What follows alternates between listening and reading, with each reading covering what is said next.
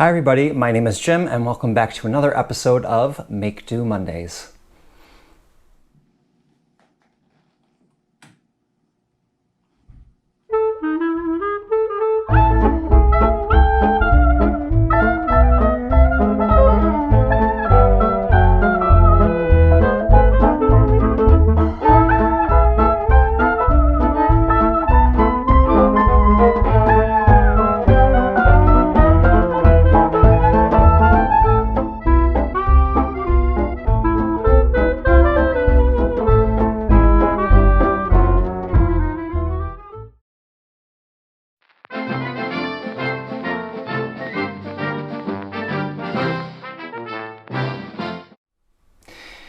Today's episode is going to be about canning green beans. Pressure canning green beans, okay? That's different from doing a traditional water bath canning method. I'll explain that in a little bit, but I just have to say that I've been really busy with all of my canning and my preserving. I told you about that on Saturday during my July tour video. And yes, I've been yielding a lot. I have been just overwhelmed with vegetables, and believe me, I'm not complaining one bit. I mean, you can see over here, I've just been extremely busy. So I've got pickles, I've got soup, all sorts of stuff. It's wonderful. I'm really happy to start the preserving process, start putting away food for the winter. Green beans and other acidless items that you want to process have to be done differently than the traditional water bath. So if you're doing tomatoes, if you're doing pickles of any kind, those are fine to do in a water bath, traditional water bath. However, when you have acid neutral vegetables and other things, okay, so for example, the vegetable soup that I made, even though it's a tomato base, there is a lot of acid neutral vegetables inside of it. You must pressure can, okay? Pressure canning is you put all of your preserved items into a pressure canner, which then builds up heat and pressure to a certain amount, and it creates such a hot and high temperature that it kills anything that may be harmful inside of each one of these little bottles. So that's what we have to do with the green beans. And if you want to do corn, cauliflower, things like that, they have to be done by using a pressure canner. As it happens, as part of my Victory Garden scheme, I do have a wonderful pamphlet here. Okay, it's the All-American Victory Garden Pressure Canner, Instructions and Recipes. And there's a date on the front of it that says, it's handwritten though, it says May 6th, 1947. Okay, and I love that there's, I don't know if you can see it, there's some handwritten things at the bottom here.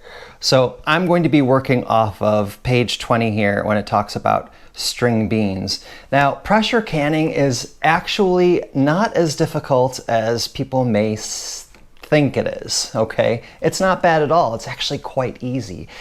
It's a lot easier than, say, making jam or canning fruit and things like that. It's a lot more simplistic, okay? The only thing that is more complex is the actual process of canning, okay?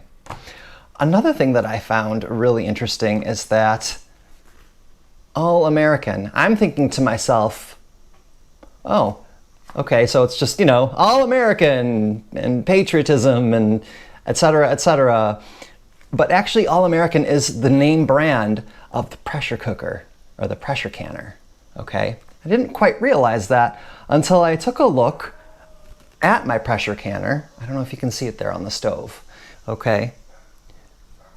Unbeknownst to me, when I purchased that, I didn't realize that that is an All-American pressure canner, okay? Same company, so they're still producing these pressure canners.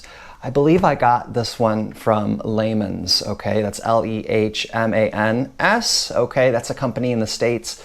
They sell a lot of older technology, older tools, stuff that you can use around the kitchen and the garden and things like that. It's actually quite spectacular. I'm really in love with that. I'm looking to get myself an apple peeler, but that's for another day. So what you will need to pressure can is obviously your veg. Now I went out and I harvested a whole lot of these Landreth bush beans, and they're gorgeous. They're a little bit on the firm side. I left them on the plants a little bit on the longer side, which is totally fine because the method in which we're doing is actually going to cook these down a little bit, and they'll be perfectly delicious. I actually prefer to use firmer green beans, okay? One year I did green beans and I picked them really young and they were nice and tender, and then I processed them and they looked gorgeous in the jar.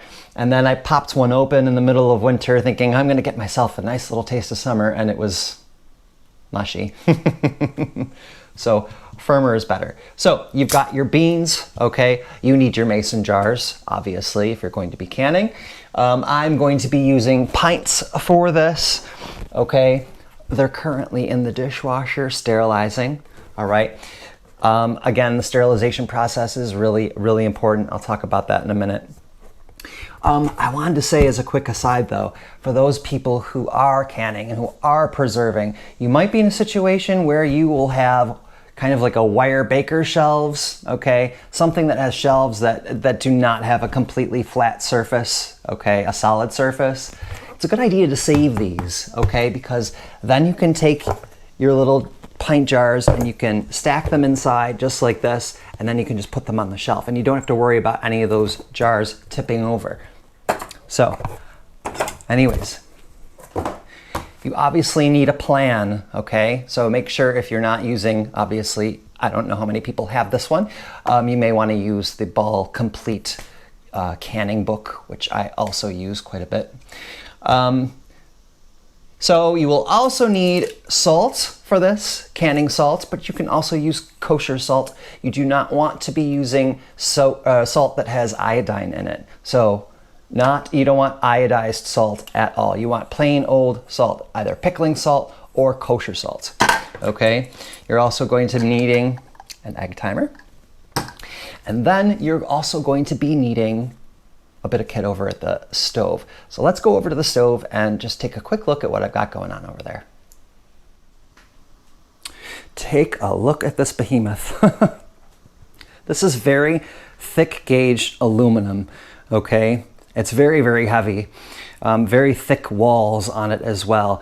And if you've never dealt with a pressure cooker or a pressure canner before, okay, I've got some water that's going to be on the boil. If you notice, I've got a bit of a trivet down there. And then there's one over here. I'll explain that in a minute. The lid not only just sits on top, but then what you do is you lock it into place, and you're going to be using these screws to hold the top down, okay? That's what's going to help create the pressure. This is your pressure gauge, okay? That tells you how many pounds of pressure you have, and this is the steam valve. And the steam valve actually comes with a weight to determine how much weight or pressure you're going to be putting on the cans. I'll show you that later. Also, I have over here a very large kettle of water, just plain old water, okay?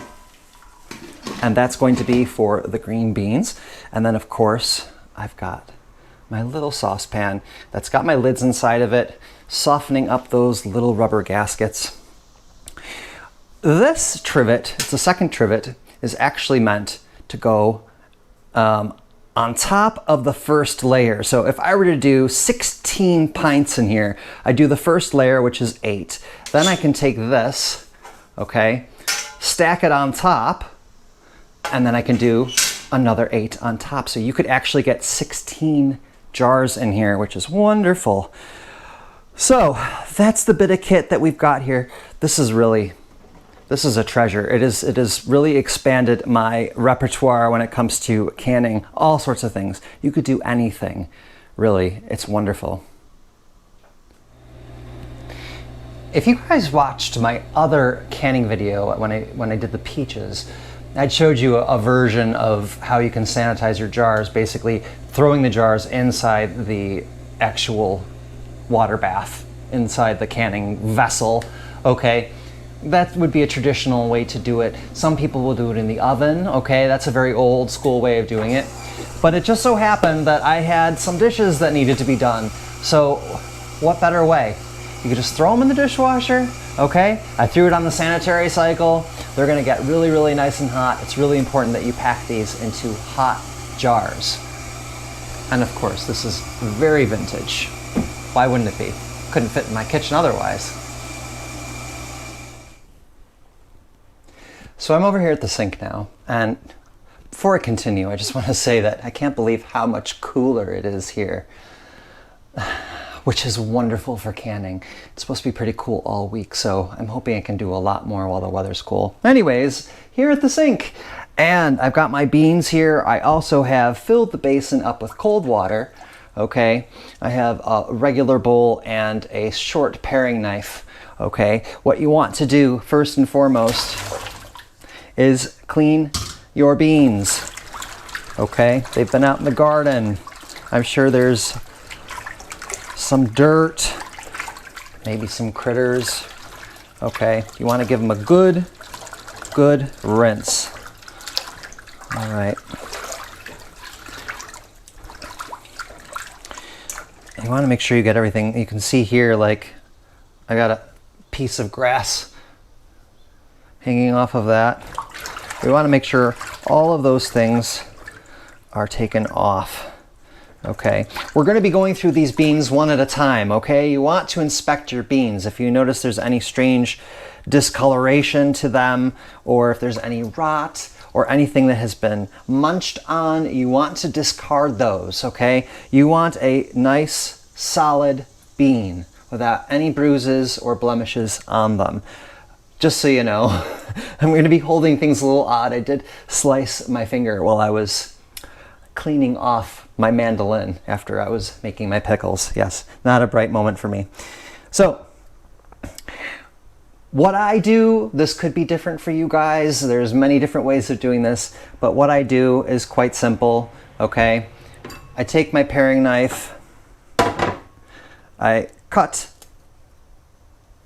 the tip off of it. Okay, so you guys know it's got the points and then it's got the place where the stem was. I cut the stem portion off, okay? And then I cut them in half. Okay, so that's basically what I'm going to be doing. Stem, half. All right. This is a wonderful time to throw on some enjoyable music and just kind of relax.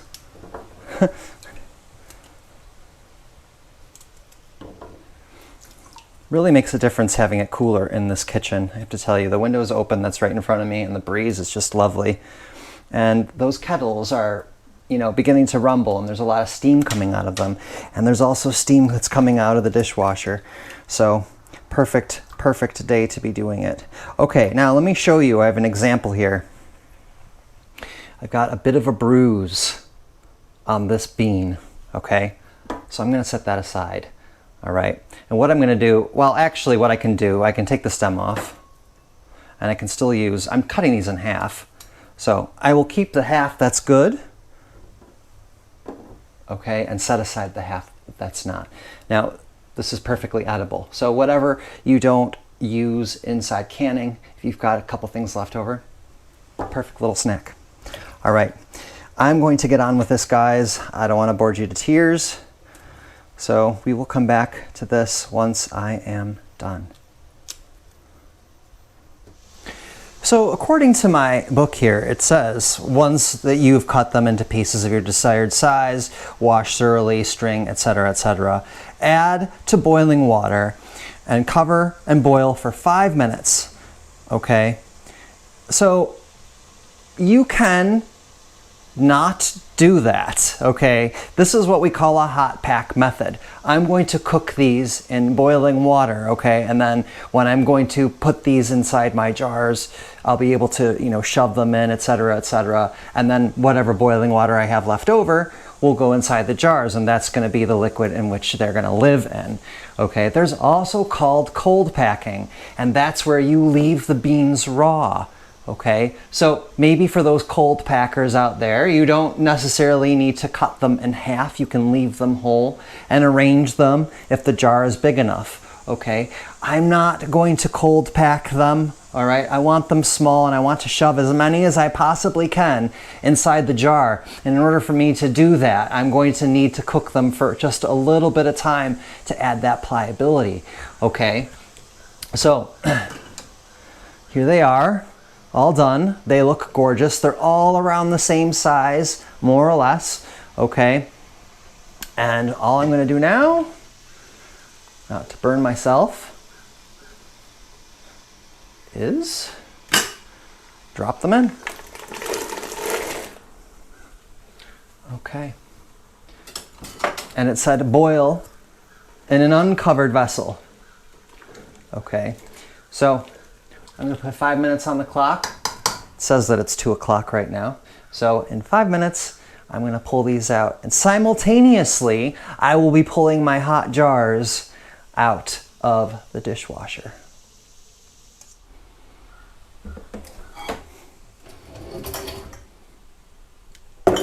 Woo. I'm going to start with 6. 2, 3, 4. Okay, things move kind of fast now. Okay, so keep up, friends. I'm going to go grab the beans off the stove. They've been boiling for 5 minutes, and now it's time to pack them inside the jars. So I'm going to take my funnel, all right, slotted spoon, and I'm not sure how many of these pints are going to be filled. Okay, could be very few.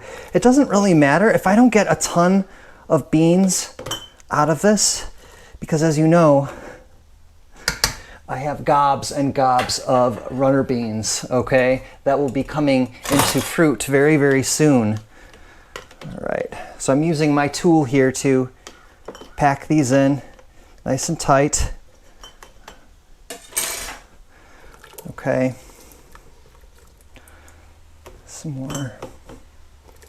I'm just going to show you guys one, all right, because I need the concentration. Okay, you can continue using this, okay, a packing tool. You can use a spoon, you can use a butter knife or whatever, pushing them down to create more room so you can get more beans in. So yeah, I've got all of those Blue Lake runner beans that have not started producing yet. So, those will likely all come in at the same time, in which case I'm going to have more than enough beans. So if I only get like 4 or 5 pints out of this batch, no big deal. Once you have your beans, okay, in, and you want to make sure there's about an inch of headspace with those, okay, grab your kosher salt or your canning salt. Remember, do not use the iodized stuff, okay? Half a teaspoon right on top. I'm going to return the funnel to the jar. And now I'm going to add some of the liquid. Okay.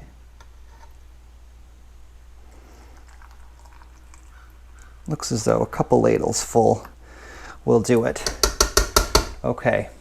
Now remember, that's not the end of it. You have to adjust the headspace, okay? You need 1 inch of headspace for these. And I usually go by the band, okay? The very top where you're screwing the band, that's about 1 inch, okay? So that's what I use. Once again, use your tool, get in there, all right? Get all those bubbles out, slide it in there, okay? You can also use the method that I enjoy if you want to get your inner frustrations out. Try not to spatter hot water in your face, just like I did, okay? If there are a couple little beans sticking up above the water line, it's no big deal, because as it cooks in the pressure canner, it's going to get softer and softer, and they will be, they'll kind of grow together a little bit more. Okay, great. Now, where is my magnet on a stick? Hold on a minute. Very important piece of kit. I've already injured my hands enough with canning this week. Okay, I've got my lid. Do not forget, always wipe off the rim of your canning jar. Okay, you don't want anything on that rim that's going to prevent that seal to be created, that vacuum, okay? Upside down, there we go.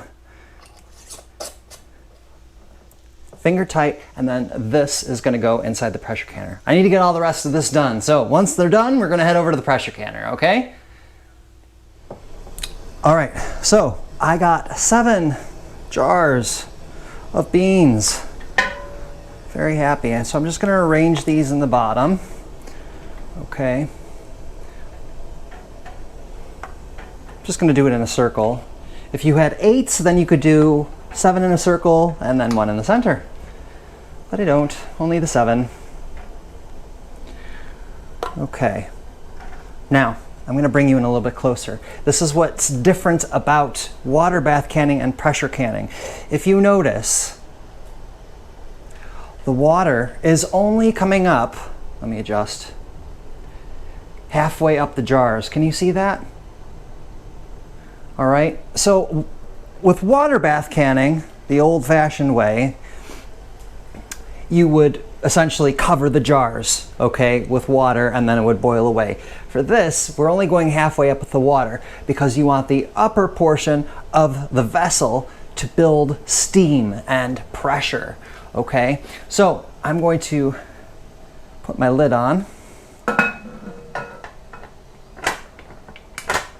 Okay, and there's a little arrow here on the top that lines up with the notch so that you know that you're doing it the right way. All right, I've got it on full blast, and now I'm just going to take these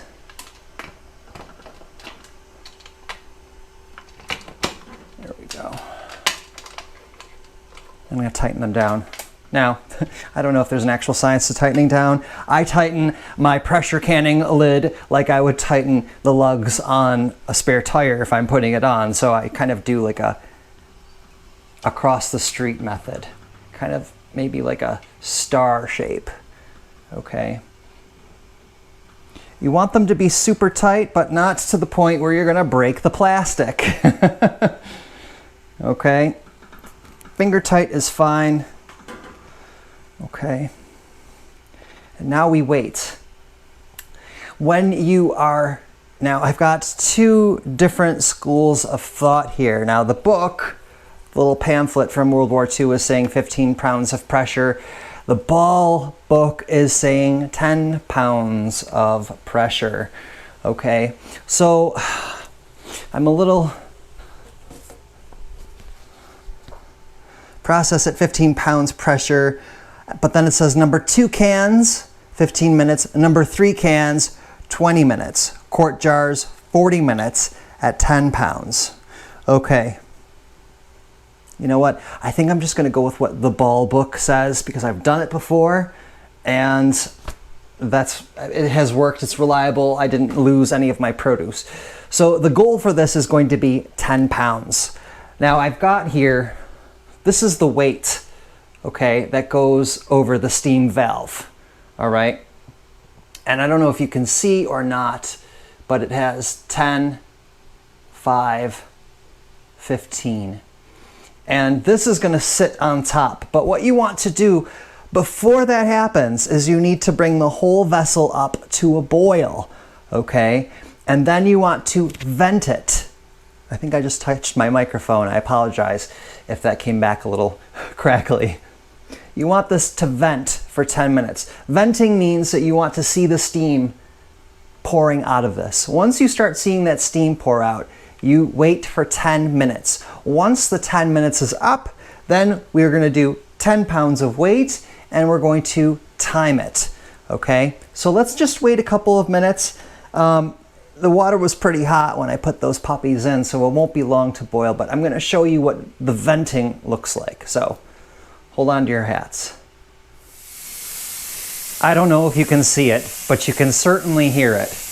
Okay, it is now venting. You can do this. No, that's not going to work. It's venting. that's what venting looks like. Now I'm going to take my egg timer, set it for 10 minutes, and then once that's done, we will put the weight on. Okay, it's been venting for 10 minutes now. I'm going to take my weight, make sure that I've got 10 pounds, and I'm just going to throw it right over top of the valve. Okay, and you can hear that the venting sound has stopped. Now what we're going to do is we're going to keep an eye on this dial right here.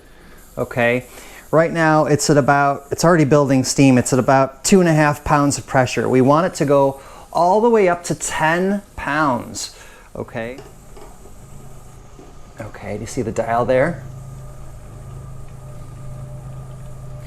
Now, as it gets to 10 pounds, what's going to happen is this valve is going to start, or this weight is going to start letting steam escape, okay, which is going to in turn hold the amount of pressure inside the vessel, okay?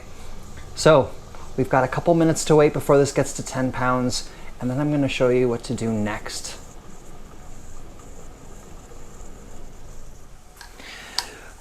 We're almost there, guys, okay? The dial's just about at 10. Meanwhile, while you're doing all of this stuff, all this in-between stuff, it's a really good idea to spend that time cleaning up after yourself. Always clean as you go. Really, really important thing, because then once the canning is all done, pull them out. You can start, taking things out, putting it on the table and everything. Everything will be done. Ooh!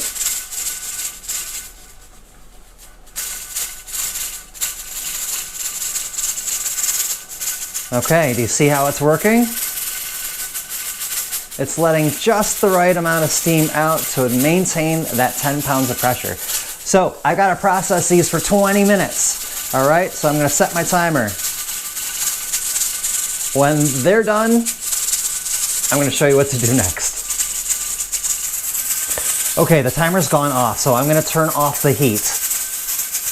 Now, the next step that we have to do here is this dial has to go back to 0 naturally.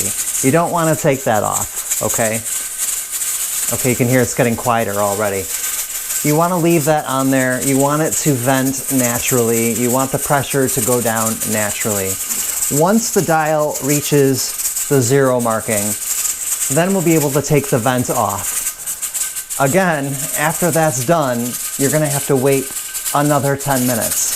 I know, it's a process. Okay, so there we go, it stopped. So we're gonna wait for this to go down. We'll take the vent off. We'll wait another 10 minutes, okay? And then we can undo the lid and open the lid, all right?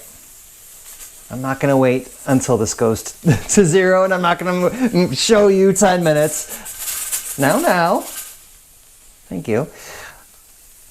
So when we come back, I will be able to take the lid off, so.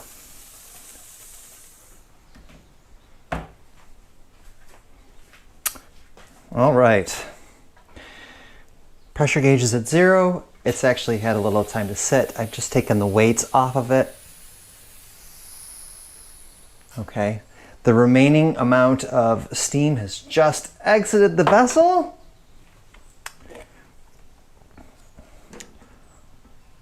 And now I'm just going to loosen these. The key is not to be afraid. Okay, this vessel is not pressurized anymore.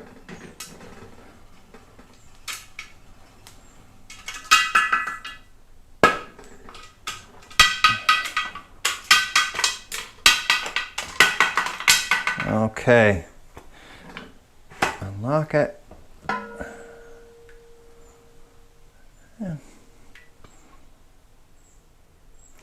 Looking good, looking good. Right. I'm going to take these out and then we'll have a little bit of a chat.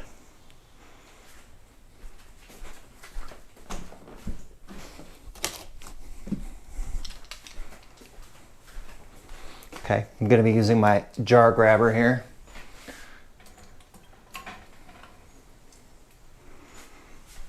I'm going to take these out. space them out a bit. They've been under a lot of heat and a lot of pressure, so when you put them down on your towel, okay, don't they look lovely? Space them out, give them some good air circulation. I'm going to stop chatting for a minute as I do this. Perhaps you'll be able to hear them click or ping as they cool.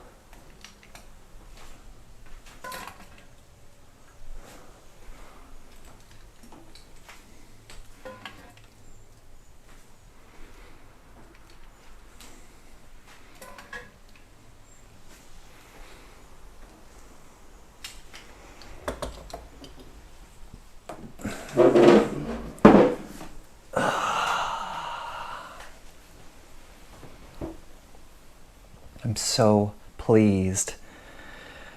And like I said, it doesn't take a great deal of time. I think the most time that you spend is waiting for things to happen.